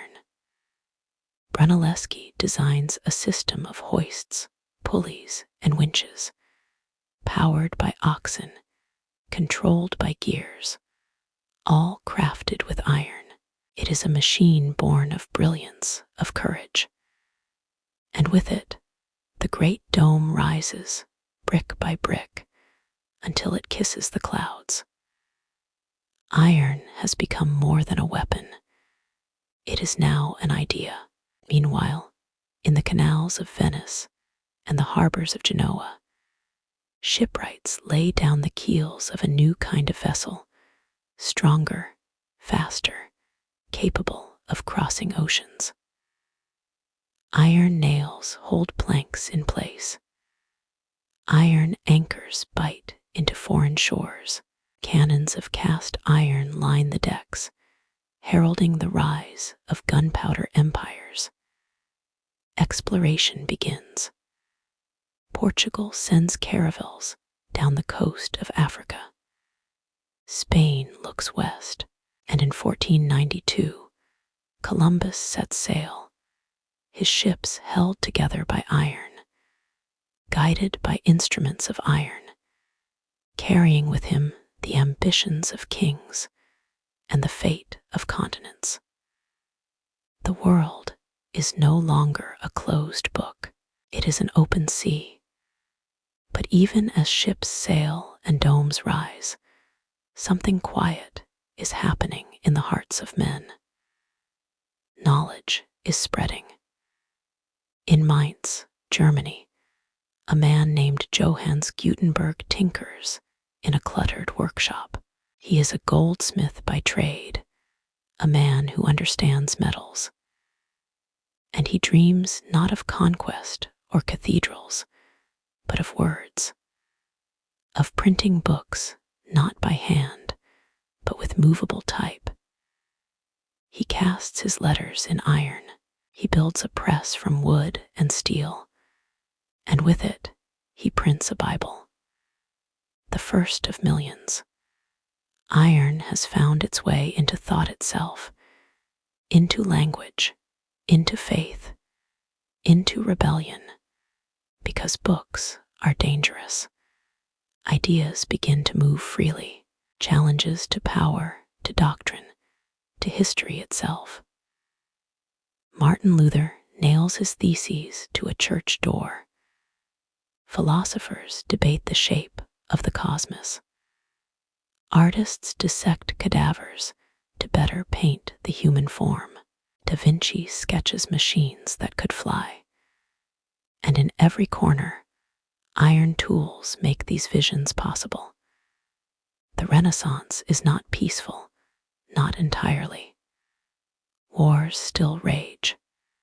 Cities still burn. But the way people see the world is shifting, and iron, always waiting, always willing, is there to help shape the new age. Artisans craft surgical instruments of fine steel. Clockmakers build mechanisms so precise they seem to breathe. Gunsmiths refine the arquebus, the musket, the wheel-lock pistol. Soldiers wear armor that is part sculpture, part defense, etched, gilded, gleaming. Yet even here, we begin to see iron's old role fading. Plate armor, once the pinnacle of protection, grows heavier, more ceremonial. Firearms pierce what no sword could. On the battlefield, the musket begins to replace the knight. The lance becomes obsolete. Cavalry must adapt or vanish. War is changing. And so is peace. In the northern hills of England, something stirs beneath the soil. Coal, iron ore, deep veins, long ignored, are now sought with urgency because humanity is beginning to understand something ancient, yet newly powerful. Iron is energy, not just in its form, but in its potential. It holds heat, it holds force, it builds, it breaks. With it, we've shaped cities, conquered continents, turned the tide of battle, and carved the shape of civilizations. And now, with the Renaissance drawing to a close, we prepare for the next step. The world will no longer be lit only by firelight. It will glow with new invention. Iron wheels, iron engines, iron rails. The forge will burn hotter. The hammer will strike faster. The air will fill not with birdsong, but with the hiss and roar of something never heard before. The industrial age is coming. It begins in coalfields, in mines, in mills. And once again, the quiet hand of the blacksmith becomes the hand of the engineer. Are you ready to see where it leads? Then follow me now into the smoke and steel of a world reborn. The dawn is not golden nor quiet. It is gray and loud, and it rumbles beneath our feet.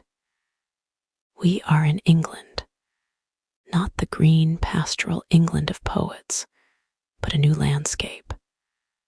A land of chimneys and soot, of furnaces and gears, of children with blackened hands, and men with eyes red from heat. The Iron Age, once tribal, then feudal, then exploratory, has reached a new crescendo. It is the Industrial Revolution, and iron, that quiet companion through centuries of war and wonder, now becomes king. Let us walk to the mouth of a coal mine near the town of Coalbrookdale. The sky above is streaked with smoke. Beneath us, the earth trembles with the groaning of carts and the pounding of hammers. Inside the foundries, something astonishing is happening. A man named Abraham Darby has discovered how to smelt iron with coke, a purified form of coal, rather than traditional charcoal. This changes everything. Now, iron can be produced in massive quantities, with fewer trees burned and more heat sustained. The furnaces never go cold. They burn day and night, pouring out rivulets of molten metal like rivers of fire. Soon we see new shapes rising: beams, rails, wheels, pistons. The age of muscle and wind begins to fade. The age of steam begins to roar. Look here, in the workshops of James Watt, steam engines, hulking, hissing machines, begin to replace water wheels and manual labor. Made of iron, fueled by coal, these engines pump water from mines, drive looms in factories, and eventually pull carriages. The iron horse is born. Railroads begin to crisscross the land like veins. Towns once isolated are now hours apart. Goods move quickly. People move freely. The world begins to spin faster, and always beneath the wheels is iron, forged into rails, shaped into locomotives, beaten into bolts and plates. But progress has a price. In the mills of Manchester, boys of 10 labor beside roaring machines. In the blast furnaces of Birmingham, men work without rest. Cities swell, but sanitation crumbles. Smog chokes the lungs. Rivers run black.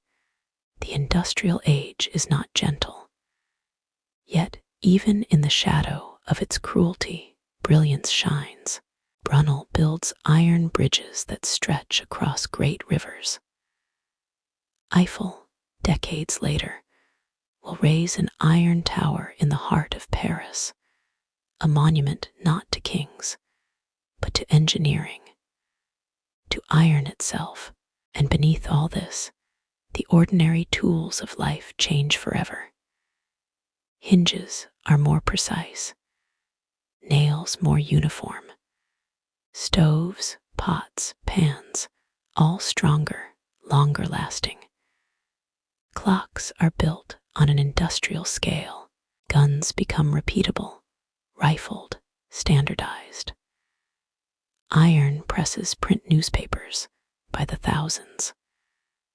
Ironclad ships replace wooden fleets, altering naval warfare forever. The very idea of time changes. Factory whistles dictate the rhythm of life.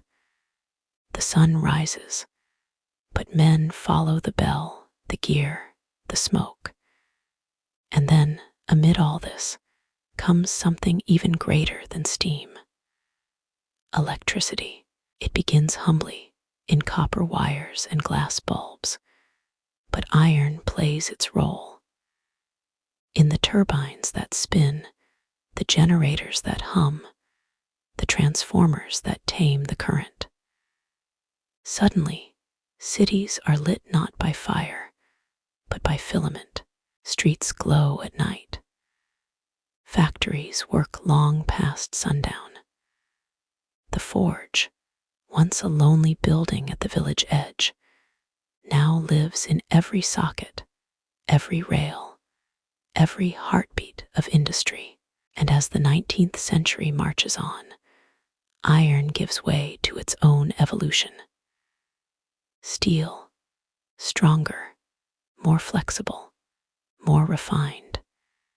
It is still iron at its core, but alloyed with carbon, tempered with precision, born not of village smiths, but of chemists and engineers. The Bessemer process makes steel cheap and fast. With it, skyscrapers rise.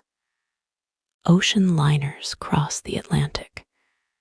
Machines grow teeth, spindles, power. Wars, too, become deadlier. The musket gives way to the repeating rifle, the cannon to the howitzer. The knight's blade is now the soldier's bayonet. By the turn of the 20th century, the world is no longer shaped by earth and stone. It is shaped by iron. And yet, iron has never demanded the spotlight. It is not as beautiful as silver, nor as rare as gold, but it is honest, constant. It carries in its frame the weight of every age, the plow of the farmer, the helm of the warrior, the piston of the engine, the rib of a ship. Iron is the spine of civilization. And as we prepare to enter an even faster world of combustion engines, of electricity, of flight, we should remember the quiet strength that brought us here. The age of steam is reaching its peak. The modern world is about to burst into color and chaos. Airplanes will fly. Factories will electrify. Cities will stretch skyward. But all of it stands on a foundation of blackened stone and glowing metal. Iron made it possible. And ahead, far ahead, lies a war unlike any the world has ever seen. A war that will be fought in trenches, across oceans, in the sky, and in factories. A war of iron, steel, and sorrow. Shall we go there together? Then take a deep breath and step with me into the cold dawn of the 20th century. The earth is trembling once more, but this time not with the march of men, not yet. Instead, it is the sound of machines, of motor cars on cobbled streets, of telegraph wires humming softly in the wind. Factories are everywhere now. Cities are expanding like never before. The iron heart of the world beats louder, steadier, and faster. And then it stops. Or rather, it stutters. Because something ancient has returned. Something we always think we've left behind, but which never truly vanishes. War. In the summer of 1914, a bullet is fired in Sarajevo. It's small, a single round, made of lead and copper, maybe a grain of iron in its casing. But it tears through a man's neck, and in doing so, it tears through the illusion of peace that Europe had tried so hard to build. The Great War begins. World War I is unlike anything humanity has ever known. It is not a war of kings on horseback, nor of small armies meeting in sunlit fields. No, this is a war of industry, a war of iron. Let us walk slowly into the trenches of the Western Front. Listen to the world around you. Hear the clank of spades digging through mud, the thud of boots, the distant boom of artillery. Above, the sky is pale and silent, until without warning, it is split by the scream of shells. Iron rain falls from above. Shrapnel slices the air. Men duck, men run, men vanish. The tools of this war are not noble. They are efficient, ruthless. Barbed wire made of twisted iron stretches for miles. It does not kill. It traps. It wounds. It turns open land into a death maze. Machine guns, fed by belts of bullets, spit iron at terrifying speed. Hundreds of rounds per minute. There is no glory in this, only endurance. And above, for the first time, planes buzz. Biplanes with canvas wings and iron struts, dropping bombs by hand, or dueling with mounted machine guns over no man's land. Even the earth itself is armored now. Tanks, lumbering beasts of riveted iron, crawl across the battlefield. At first, they're crude, unreliable, but terrifying. A knight's horse has become a roaring engine, and deep below, another kind of iron monster slithers, the submarine. Beneath the waves, in silent darkness, it waits. Torpedoes, with iron shells and explosive tips, streak through the water, turning proud ships into steel coffins. The war drags on. 4 years of horror. And when it ends in 1918, the world is no longer the same. The old empires have fallen. The map has been redrawn. And yet, the factories still run. The foundries still glow. The engineers do not stop. They cannot, because between the wars, there is a strange time of breath, not peace exactly, but preparation. Iron finds new forms again. In Detroit, America builds its dreams on the assembly line. The Model T rolls out, every piece stamped, shaped, bolted from iron and steel. Cars are no longer a luxury. They are a symbol of freedom. And soon, they are everywhere. In Germany, in Russia, in Britain. The same hum of machines fills the air. And then, as quickly as it settled, the silence ends. In 1939, the world plunges into darkness once more. World War II is not just greater in scale. It is greater in terror, in complexity, in reach. Iron has evolved again, now hardened into armor plating, into aircraft fuselages, into battleships and bombers. This war begins with speed. Blitzkrieg, lightning war, fueled by tanks and trucks. No longer do soldiers march for days. They ride in convoys of iron and oil, with engines roaring and treads chewing the earth. Cities fall not from siege, but from the sky. Look up. Above London, Berlin, Tokyo, the night is torn open by squadrons of bombers, engines drumming, bays opening, and then the whistle, that terrible moment between silence and impact.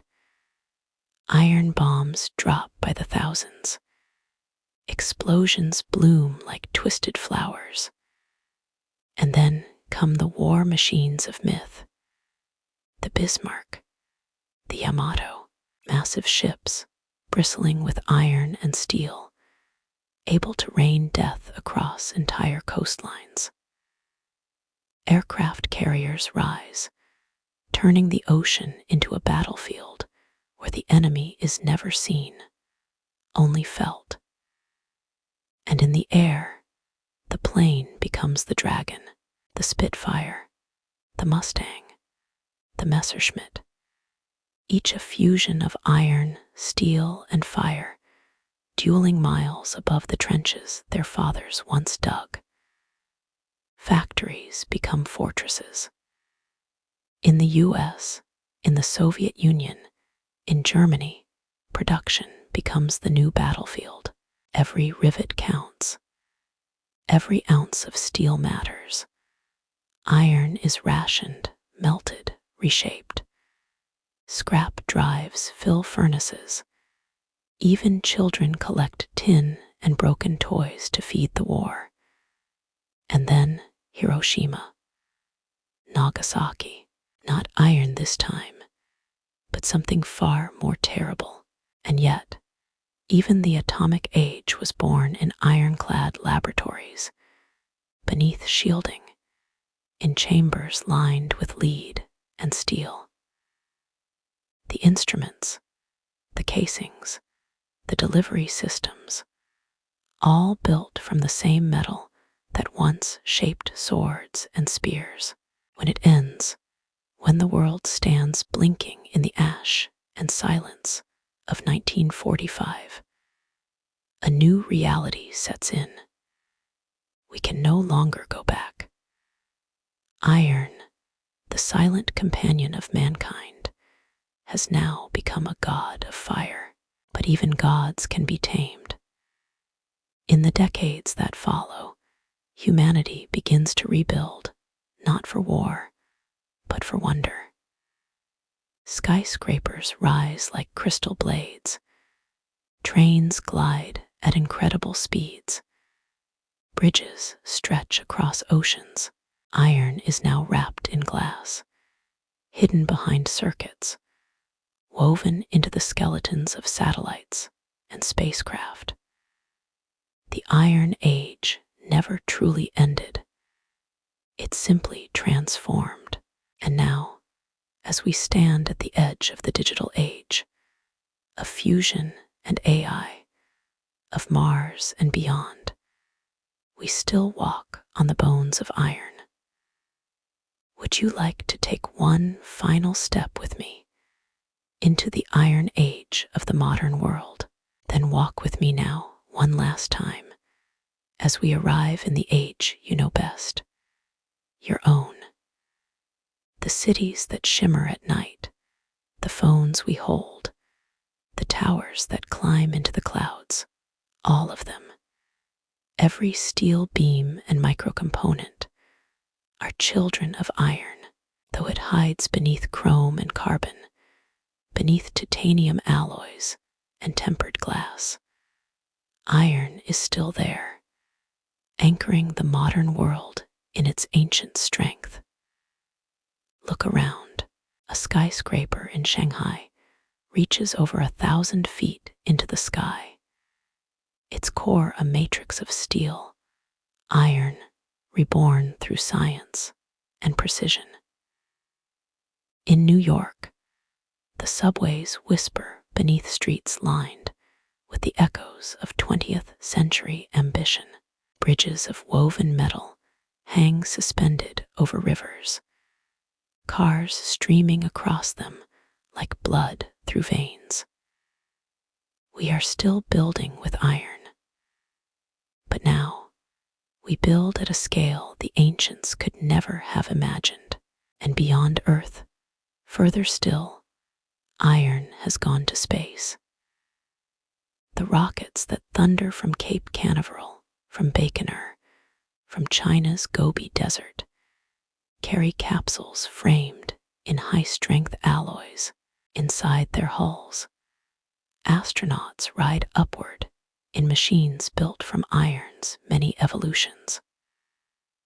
When the Saturn V carried men to the moon in 1969, its engines were forged from heat-resistant metals that only modern science and centuries of ironworking could produce. And what of Mars? The rovers that crawl over that distant red dust are built on frames as tough as anything the Romans marched with. They may look like robots, but they are the legacy of wheelwrights, blacksmiths, and engineers, whose minds, generation after generation, refined the art of metal. Iron even makes its home in the invisible. Within the data centers that hum quietly in far-off places, there are racks of hard drives, millions of them, with spinning platters of magnetized iron oxide.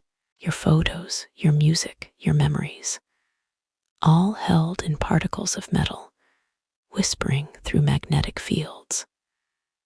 Iron, once used to carry war, now carries memory. But the story does not end here. Not quite, because as science continues, something miraculous happens. We learn to make iron better. Through the rise of nanotechnology, we now shape iron at the atomic level. Iron atoms form the basis for memory storage, for medical instruments smaller than the eye can see. Stainless steel arms reach into the human body, to heal what once was fatal. Electric cars glide silently on iron lithium batteries, promising a cleaner tomorrow. Even fusion, the dream of endless energy, rests on iron's sturdy shoulders. Reactors lined with steel, cooled by systems that evolved from the same principles once used to forge cannonballs and locomotive boilers. And in all this, we are faced with a quiet question, not one of technology, but of philosophy. How far can we go? How much can we build? And what kind of world do we want to shape, with the oldest metal still by our side? Because iron, for all its silence, is not neutral. It does what we ask it to do.